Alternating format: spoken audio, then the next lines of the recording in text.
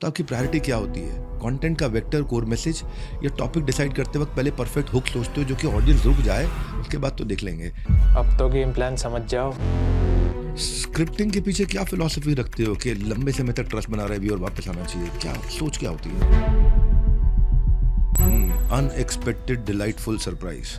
आपने एआई के जरिए अपने कुत्ते से बात कर ली। जिमी, मैं देख तेरे को रोज 2 बिस्किट खिलाऊंगा, लेकिन जब भी मेरी गर्लफ्रेंड घर पे आए ना तो उस पे भौंकेगा नहीं, ठीक है? Deal done?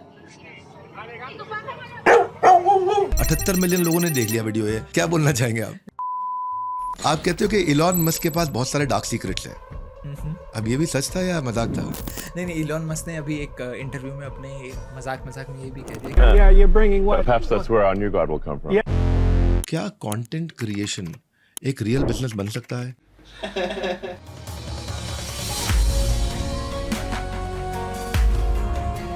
आज जो मेरे सामने बैठे ये कहते हैं ताजमहल एक टाइम पे टुकड़ों टुकड़ों में बिकने वाला था, आया बच गया, अभी पता करता हूं मैं कैसे बचा। ऐसी कॉन्स्पिरेसी कि माउंट एवरेस्ट समुंदर में था।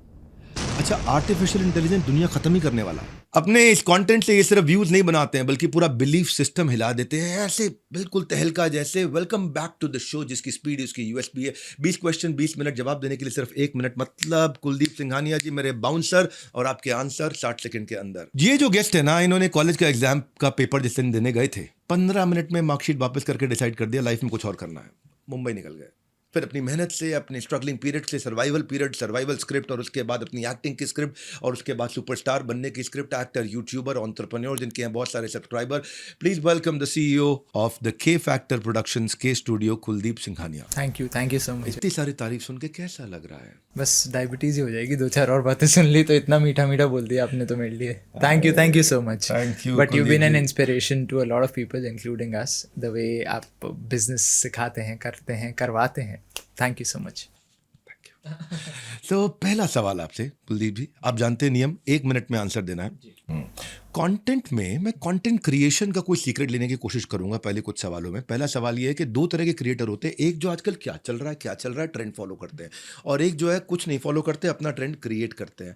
आप शुरुआत की सोच कैसे रखते हो? ट्रेंड को फॉलो करना पसंद करते हो, ट्रेंड क्रिएट करना पसंद करते हो? ज़्यादा व्यूज़ चाहिए तो ट्रेंड को फॉलो करते हुए ट्रेंड क्रिएट करो, यानी कि जो ट्रेंड पे चल रहा है उसका बेस पकड़ो और उससे अपना कुछ क्रिएट करो। जैसे कि आप न्यूज़ चैनल पे हैं, या अगर आप फ़नी वीडियोस बनाते हैं, आप एंटरटेनिंग बनाते हैं, या आप कुछ एजुकेशनल बनाते हैं, ट्रेंड पे क्या चल रहा है उसको पकड़िए एंड उससे रिलेटेड अभी आप किस तरीके से उसे एक अलग तरीके से दिखा सकते हैं, लीजिए। ट्रेंड भी फॉलो कीजिए, अपना भी कुछ क्रिएट कीजिए, तब जाके दोनों का मिक्सचर चाहिए। ट्रेंड भी होना चाहिए और इनोवेशन भी होना चाहिए। एक नया इनोवेशन कर दें, ट्रेंडोवेशन, है ना? तो आपका ट्रेंडोवेशन हो गया। मेरा अगला सवाल, आपकी रील्स की जो ओपनिंग लाइन होती है, मैं रिसर्च किया, देखा, बड़ी मैग्नेटिक होती है, उस पर आदमी रुकता है। तो जब कोई रील प्लान करते हो तो आपकी प्रायोरिटी क्या होती है? कंटेंट का वेक्टर, कोर मैसेज या टॉपिक डिसाइड करते वक्त पहले परफेक्ट हुक सोचते हो जो कि ऑडियंस रुक जाए, उसके बाद तो देख लेंगे।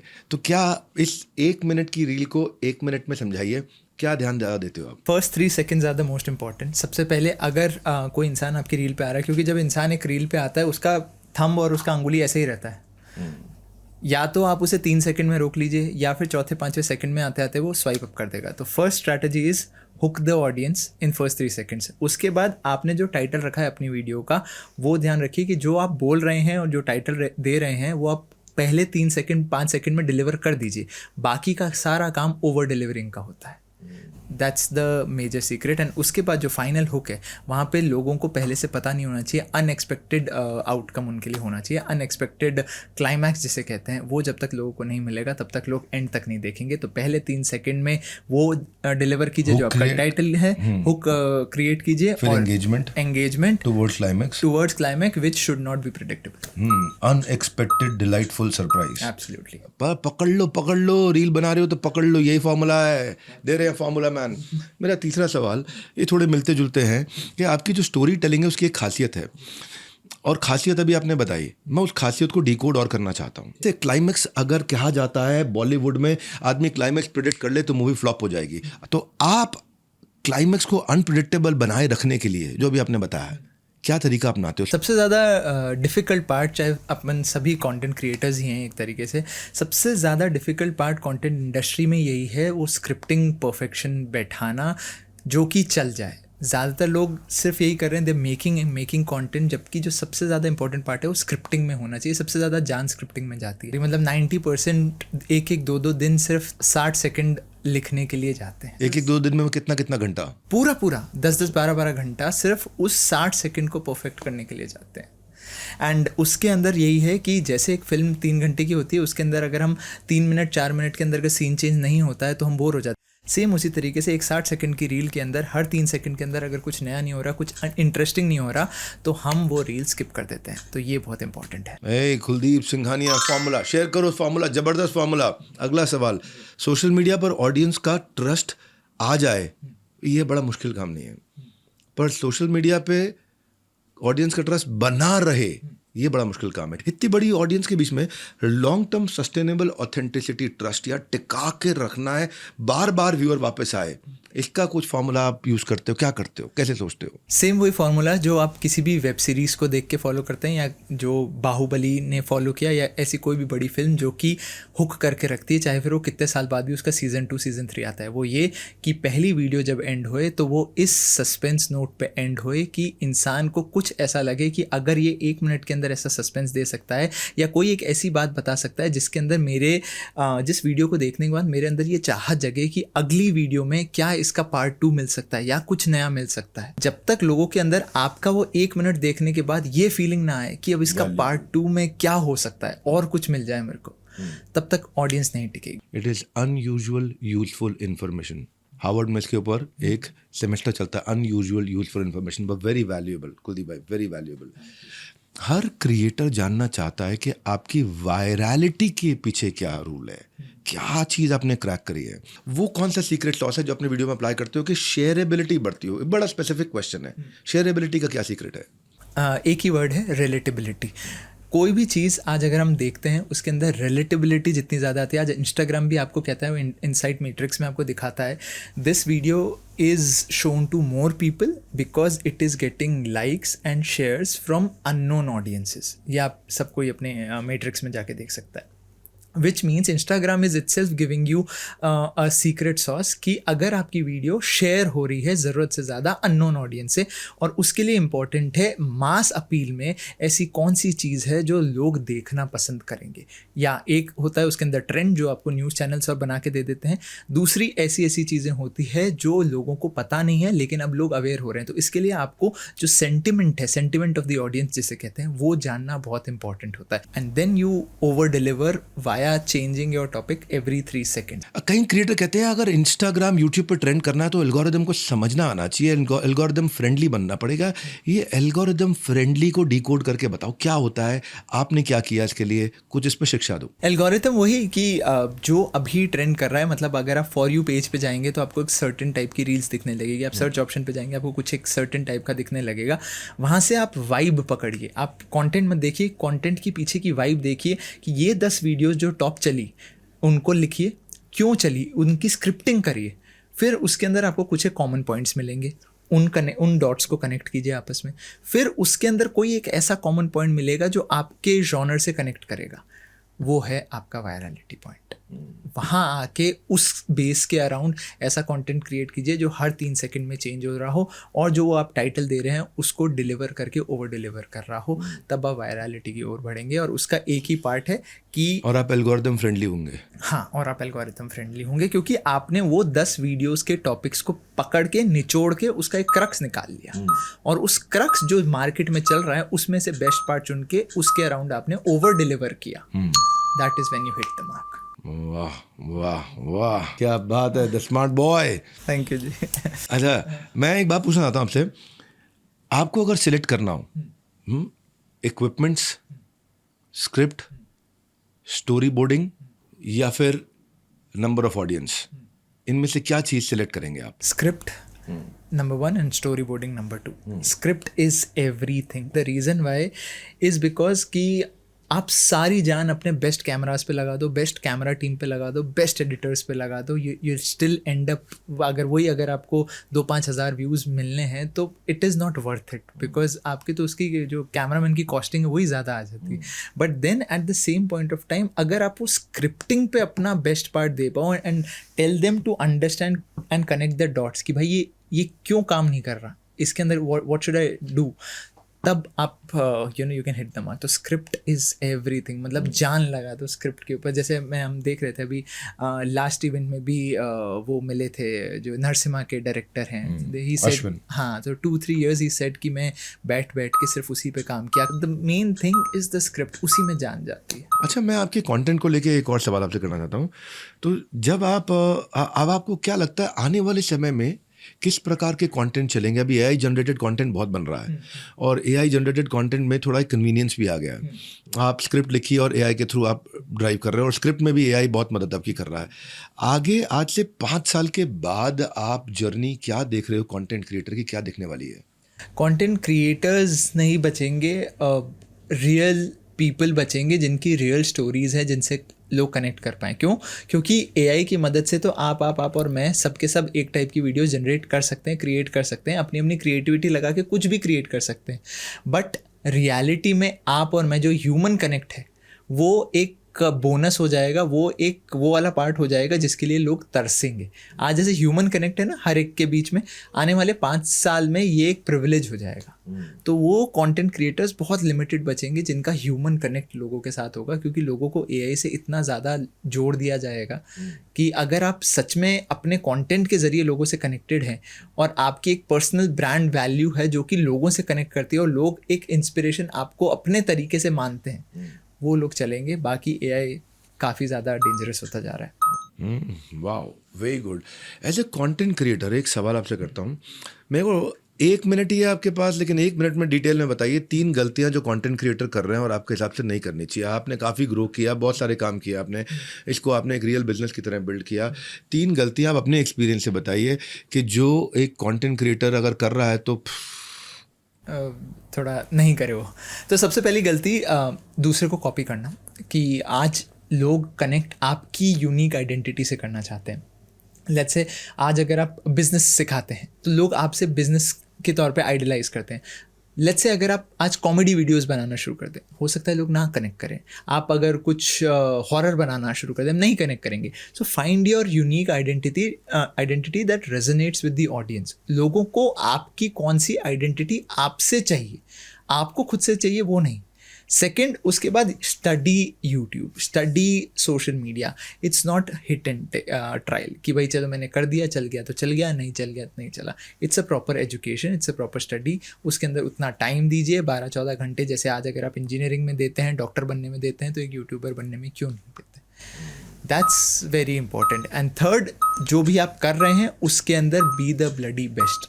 आप अपने एवरेज को ये मान के learn every day, grow every day. एक सवाल मैं आपसे सीधा जेनजी के लिए करना चाहता हूँ. क्या कंटेंट क्रिएशन एक रियल बिजनेस बन सकता है? रेफरेंस पॉइंट हम मिस्टर बीस्ट को भी ले सकते हैं. अगर बन सकता है तो मुझे आप अपने एक्सपीरियंस से बताओ. पिछले 2-3-4 साल में आपने काफ़ी ग्रोथ ली है. अगर आप अपना लर्निंग देना चाहते हो, कंटेंट क्रिएशन से रेवेन्यू मॉडल, बिजनेस मॉडल कैसे बन सकता है? जी, मिस्टर बीस्ट जैसे आपने नाम लिया, वो हम में से बहुत सारे लोगों के role model, because he is become a billionaire from creating videos. आज से 10 साल पहले उन्होंने क्रिएट करना शुरू किया, 10-12 साल के अंदर now is made $1 billion business, जिसके अंदर उनकी ज़्यादातर ग्रोथ पिछले 5 सालों में हुई है. अब उसके साथ साथ अगर हम इंडिया में आए तो इंडिया में भी बहुत सारे अच्छे कंटेंट क्रिएटर्स हैं जो पिछले 5 सालों में काफ़ी ज़्यादा अच्छा ग्रो किए हैं, इंक्लूडिंग योरसेल्फ. आपने भी, सबने, हमने बहुत अच्छा ग्रो किया है. बट अब वो जो कंटेंट क्रिएशन है, सिर्फ क्या उसके बेस पे एक इंसान पूरा बिजनेस मॉडल क्रिएट कर सकता है? यस, ऑब्वियसली कर सकता है, बिकॉज कंटेंट में एक आप कंटेंट क्रिएशन हो गया, फिर कंटेंट में लोग आपसे कनेक्ट करते हैं तो आपका एक जो प्रोडक्ट हो गया उसको सेल करके, there is the second thing. Plus उसके साथ साथ जो भी आपका यूट्यूब का रेवेन्यू है, फेसबुक का रेवेन्यू है, इंस्टाग्राम से जो आपकी ब्रांड डील्स आती है, प्लस उसके साथ साथ जो आपके लाइव शोज़ है, लाइव इवेंट्स है, बहुत सारी चीज़ें हैं जो एड अप करके एक पूरा बिजनेस मॉडल स्ट्रक्चर कर सकती है. But yes, it's a proper business, तो उसके लिए आपको उसको प्रॉपर टाइम भी देना पड़ेगा. आज जैसे आप 12-14 घंटे अपने बिजनेस को दिए होंगे हर दिन, तब जाके वो आज यहाँ पहुँचा. तो सेम वही पार्ट यूट्यूब और उसमें भी है, जैसे हमने बताया कि 10-10 12-12 घंटे में स्क्रिप्टिंग पे ध्यान देना पड़ता है, फिर एडिटिंग पे उस लेवल पे ध्यान देना पड़ता है। ये इसको शुरुआत में कट करके लगाएं तो कैसी लगती है वीडियो, बाद में लगाएं, गाना, बैकग्राउंड म्यूज़िक कौन सा अच्छा लगेगा, सारी चीज़ें हैं।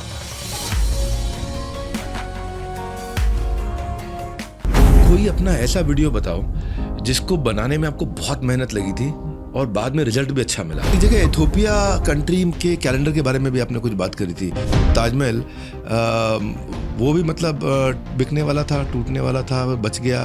क्या कहानी क्या थी? आप बोलते हो एआई से दुनिया जल्दी खत्म हो जाएगी। आपकी क्या कोई कॉन्स्पिरेसी थ्योरी थी? क्या था कि आपने बताया दुनिया के टॉप 5 बिटकॉइन ओनर्स में से एक यूएस गवर्नमेंट? आप एक काम करिए, आप खुद अपनी रिसर्च करिए and then decide for yourself. अच्छा, मुझे कोई अपना ऐसा वीडियो बताओ जिसको बनाने में आपको बहुत मेहनत लगी थी और बाद में रिजल्ट भी अच्छा मिला। तो आपने उस समय क्या ऐसा किया था क्रैक जिससे आपको रिजल्ट भी अच्छा मिला, लेकिन आपकी वो मेहनत आपको वर्थ इट लगी? तो कौन से वाले आपके रील में, कौन से वीडियो में वैसा हुआ था? अभी रिसेंटली एक अनफॉर्चुनेट इंसिडेंट हुआ था, अहमदाबाद प्लेन क्रैश वाला। सो हमारे पास 2, ढाई, 3 बजे के मतलब 1:30-2 बजे वो हुआ था। 4, साढ़े 4 बजे हमारे पास इन्फॉर्मेशन आई। अब generally we and our office time at around 7-7:30 के अराउंड, बट 4-4:30 के around we came to know कि ऐसा कुछ करना है। अब now I had to play that character of the pilot. तो वो मुझे, because I had to make the audience feel कि क्या हुआ होगा उस टाइम पे अगर वो पायलट अपने बेटी का एक फादर भी होता।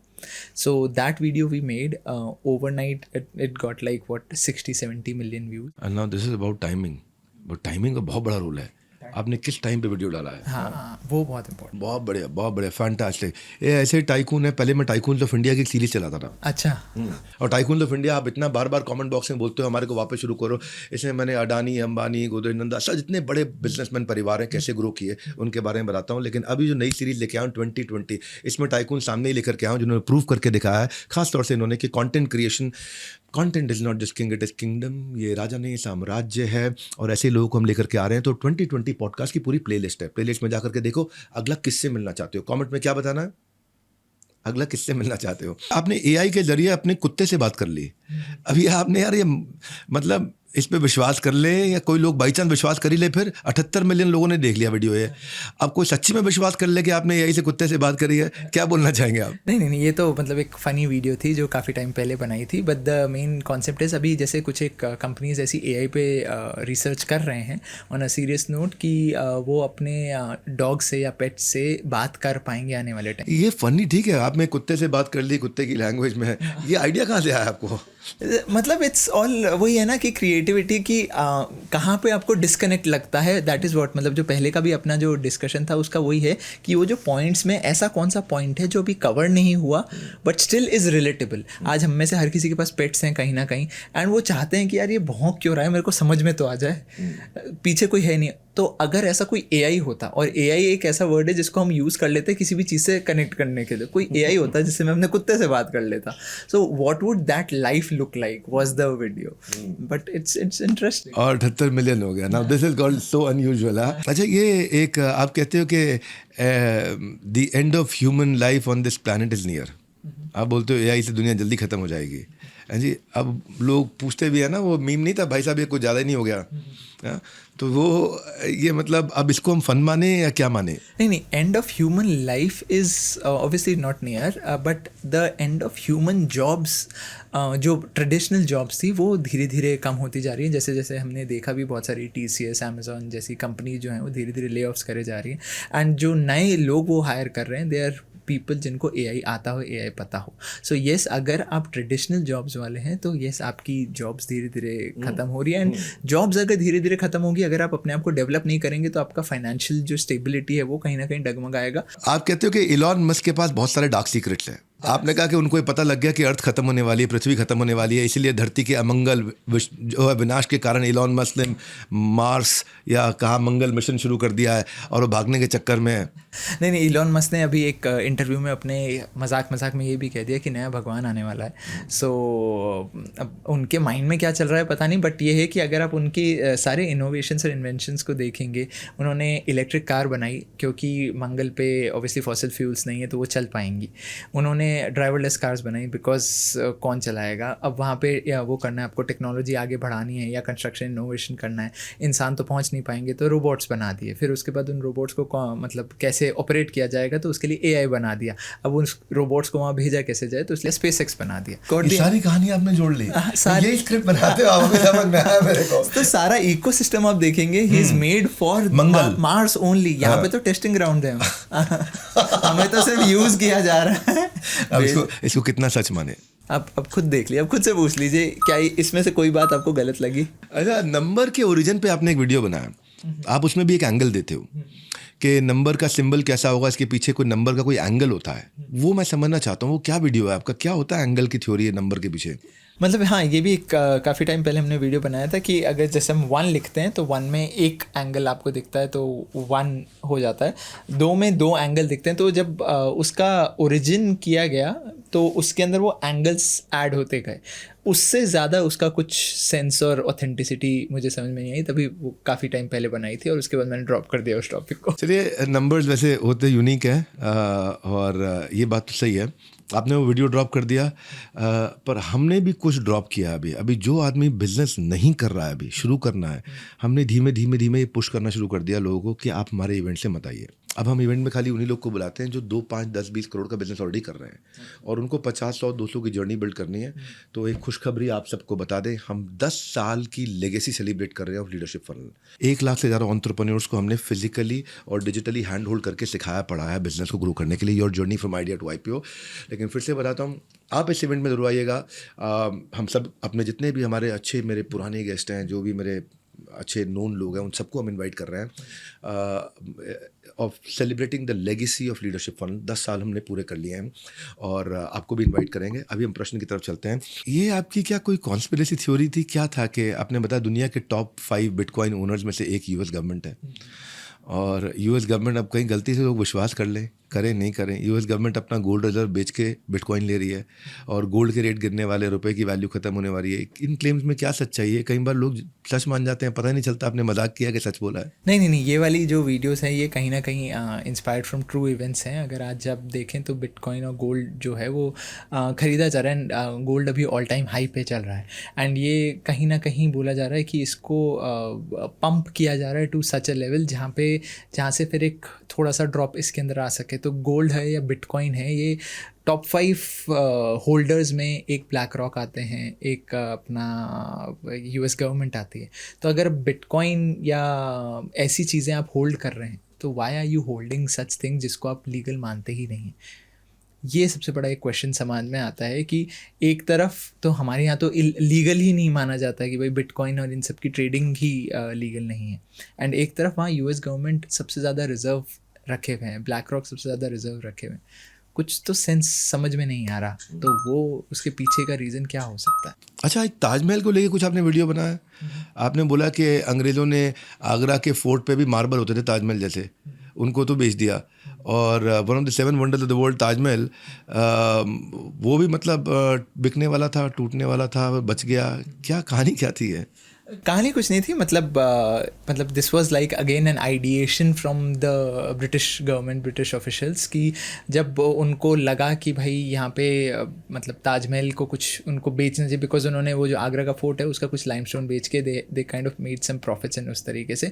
तो that was there again point of view कि अगर हम ताजमहल को बेच दें तो थोड़ा सा और उनको प्रॉफिट और वो सारी चीज़ें आ जाए, बट बिकॉज उनको यूनिटी नहीं मिली from their own leaders, the idea was dropped, but the idea was definitely there in the mind. कहाँ से लाते हो आप ये सब वही अगेन आप अगर पढ़ेंगे, देखेंगे, अंदर थोड़ा रिसर्च करेंगे, बहुत छोटी छोटी लाइनों में कहीं कहीं लिखा हुआ है। नो हाईलाइटेड टॉपिक्स, कहीं कोई मेन स्ट्रीम मीडिया कवर नहीं करता, बिकॉज ऑब्वियसली क्यों करे, और उससे उनको कोई प्रॉफिट नहीं हो रहा। Basically the media agenda is not getting fulfilled. एक जगह आपने बताया कि 12 महीने नहीं 13 महीने होने चाहिए, 13 महीने का होना चाहिए, 28 दिन का कैलेंडर बनता है, मून ऑर्बिट साइकिल से मैच कर जाता।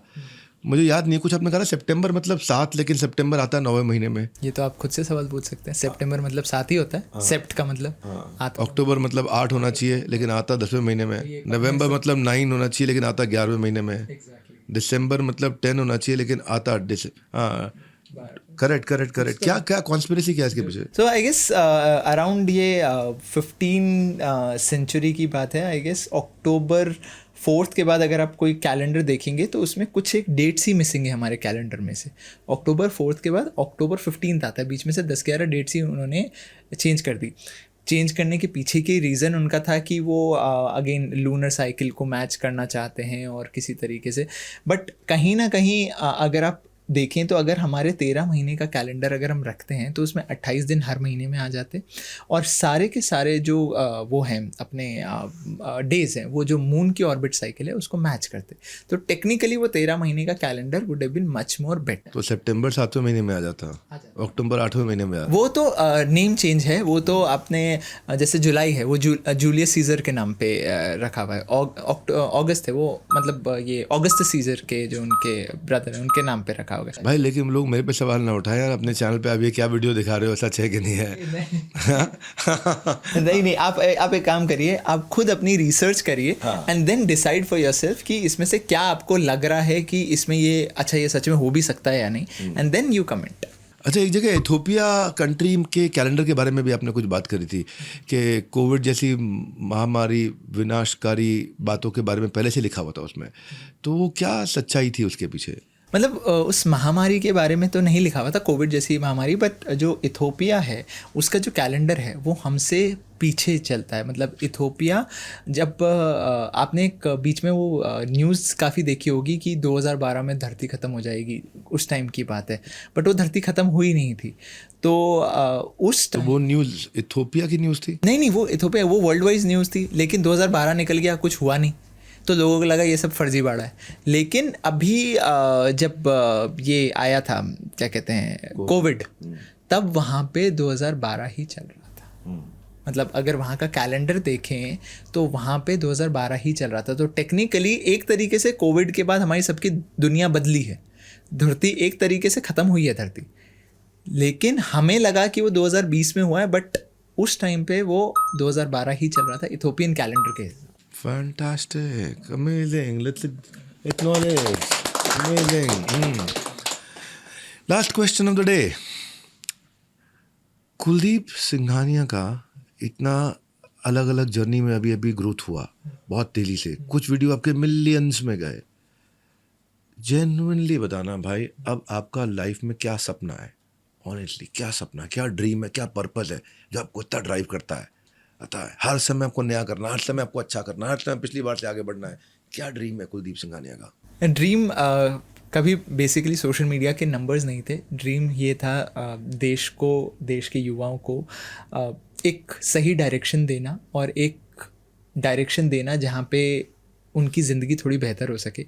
बिकॉज़ कभी भी जीवन जो जिया वो कभी खुद के पर्सपेक्टिव से कम और दुनिया के पर्सपेक्टिव से ज़्यादा जिया, कि एट द एंड जब जाएं इस दुनिया से तो हमेशा वो नाम याद रहे कि इन्होंने मेरी ज़िंदगी में ये थोड़ा बेहतर कर दिया। तो वही एक ड्रीम है और वही एक पर्सपेक्टिव है जो हर दिन एक इंजरी वाले इंसान को भी खड़ा करता है कि अब चलो काम करो।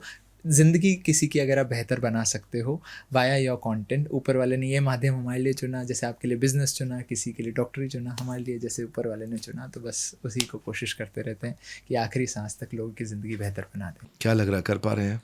कोशिश जारी है, बाकी ऊपर वाले का साथ और ऊपर वाले का भरोसा, आप जैसे लोगों का आशीर्वाद। आपके वीडियोस का सजेस्टेड वीडियोस में देखना ये प्रूफ है कि आपकी पॉपुलैरिटी कुलदीप सिंघानिया जी बढ़ती चली जा रही है। मज़ा आया बहुत, क्योंकि क्यूरियोसिटी से कंटेंट को बदल के, सारी क्यूरियोसिटी को कंटेंट में बदल के उससे पब्लिसिटी कैसे निकालनी है, इसमें आप एक मास्टर हैं और आज इन मास्टर के साथ हमारी मुलाकात हुई। वायरल होने का क्या एल्गोरिदम है वो आपसे आज सीखा, इसमें आप एक्सपर्ट हो चुके हैं। आप ऐसी प्रेडिक्शंस करते रहिए, हेडलाइंस बनाते रहिए। आप यहाँ पे आए, आपका हृदय की गहराई से प्रेमपूर्वक धन्यवाद। आप सबके लिए सुनिए ऐसा कंटेंट 2020 की पॉडकास्ट की लिस्ट में मिल जाएगा। चेकआउट द प्लेलिस्ट, पूरी की पूरी प्लेलिस्ट, और कमेंट में आपको बताना है, क्या बताना है भूल गए, फिर से याद दिला देता हूँ, किससे मिलना चाहते हैं उनका नाम बताना है ताकि हम उनको बुलाएं। वर्ल्ड के नंबर 1 एंटरप्रेन्योरियल यूट्यूब चैनल को सब्सक्राइब करने के लिए और दूसरों को भी शेयर करने के लिए आपका हृदय की गहराई से प्रेमपूर्वक बहुत बहुत धन्यवाद। कुलदीप भाई आपका विशेष धन्यवाद। Thank you. Let's acknowledge guys, come on.